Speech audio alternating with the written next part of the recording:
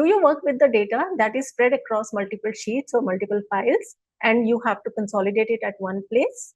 Excel 2021 onwards, you will have a function called VSTACK. So we can use that function to consolidate the entire data into one place.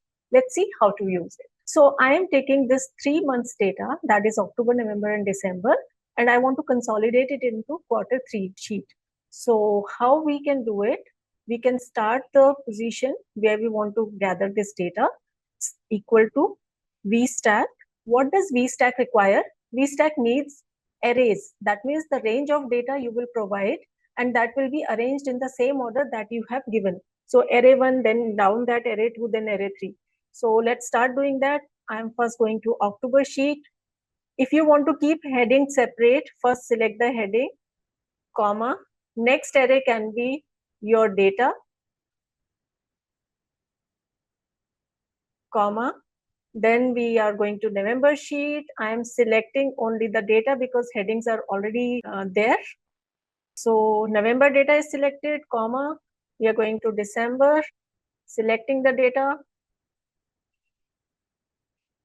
No more ranges, so I am closing the bracket and press enter. So you can notice the entire data has been accumulated to Q3 sheet, and now you can use this data for the report purpose.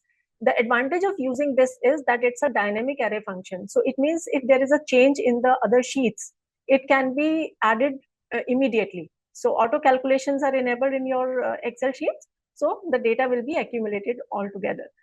So that's the advantage of using the VSTACK function. You don't have to worry at all. Similar to VSTACK function, we have an HStack function also. So as the name suggests, it can be used for horizontally arranging the data. So in that case, one thing you must remember that the data in a particular column must be arranged in the same order so that horizontally data can be expanded. So that is one precaution that you have to take while using HStack function. So do write in the comment whether you will be able to use HStack function also.